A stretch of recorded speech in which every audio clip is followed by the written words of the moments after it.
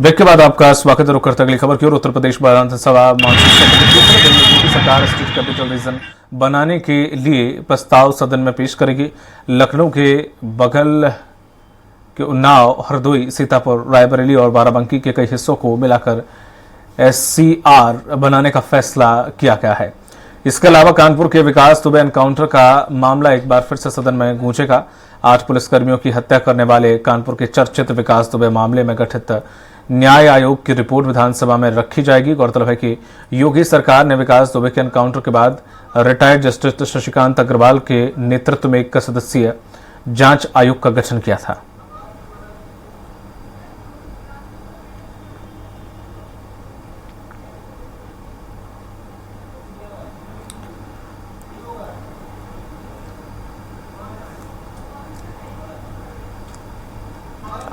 अधिक जानकारी से लाइव जुड़ गए हमारे साथ सहयोगी पवन सिंह लखनऊ से। पवन, आज तीसरा दिन है विधानसभा सत्र का और ऐसे में आज कई मुद्दे उठाए जाएंगे, कई मुद्दे रखे जाएंगे, सवाल जवाब होगा, लेकिन विधेयक SCR का जिक्र इसमें किया गया है कि वो विधेयक भी लाया जाएगा।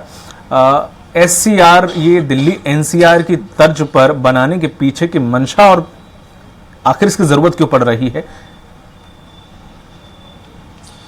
जी बिल्कुल दीपक, देखिए मुख्यमंत्री योगी आदित्यनाथ की पहले से ही मंशा थी कि प्रधानमंत्री नरेंद्र मोदी की जो $5 ट्रिलियन की अर्थव्यवस्था भारत की बनाने की है, उसमें $1 ट्रिलियन उत्तर प्रदेश की सहभागिता चाहते हैं।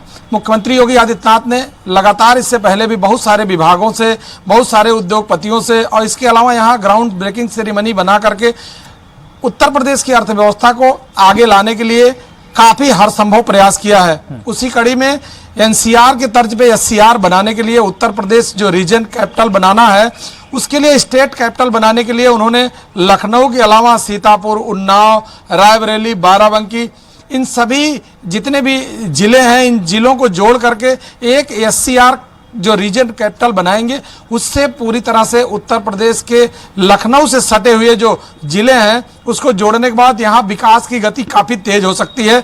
इसको लेकर के आज विधेयक पेश हो सकता है, क्योंकि इससे मुख्यमंत्री इससे पहले भी इसके लिए पूरी तरह से नियमावली बना चुके हैं। उन्होंने पूरा प्रोग्राम बना लिया, अधिकारियों को निर्देशित भी किया था कि इसमें क्या क्या होंगे, किस तरह का प्राविधान किया जाएगा, वहाँ पर सड़क, बिजली या औद्योगिक किस तरह से विकास होगा, इसका पूरी तरह से व्यवस्था बना लिया है। उसी को लेकर के आज विधानसभा के तीसरे दिन आज विधेयक में रखा जाएगा। इसके अलावा कल वित्त मंत्री सुरेश खन्ना ने बजट पेश किया है। ये 12,900 करोड़ से ज़्यादा का बजट है। इस बजट में प्रदेश की कई ऐसी चीज़ें शामिल की गई हैं जिसमें बजट की वजह से कुछ समस्याएं आ रही थी जो रुक रहा था, इसीलिए इन्होंने अनुपूरक बजट लाने के लिए व्यवस्था बनाई है।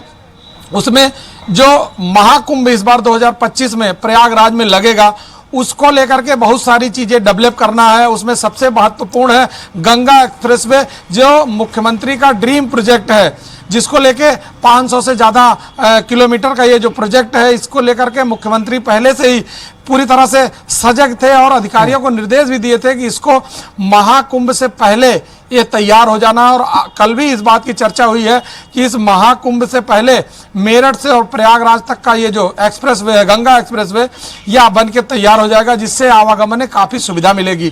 क्योंकि हरिद्वार और प्रयागराज ये दोनों ऐसे धर्म नगरी हैं, यहाँ पर बहुत सारे श्रद्धालु बहुतायत संख्या में लगातार वहाँ जाते हैं और स्नान, ध्यान, पूजन करते हैं।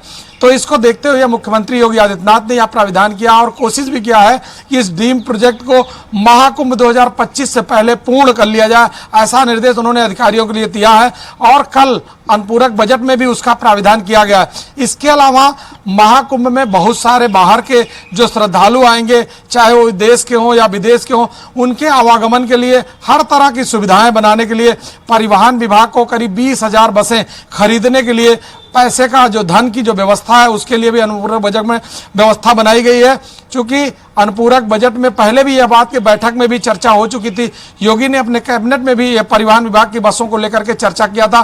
5,000 बसों का पहले से ही प्राविधान हो चुका है खरीदने के। उसमें जो है वोल्वो बसें हैं एसी जो शताब्दी बसें हैं और जनरल भी बसें हैं, लेकिन नई बसें इसलिए मंगाई जा रही हैं क्योंकि इस बार जो महाकुंभ होगा उसमें 30 करोड़ से ज्यादा लोगों के आने की संभावना बताई जा रही है। अभी तक का जो अनुमान है, इससे पहले जितने भी महाकुंभ हुए हैं उससे कहीं ज्यादा वहां पर साधु संत और श्रद्धालुओं के आने की पूरी संभावना मानी जा रही है।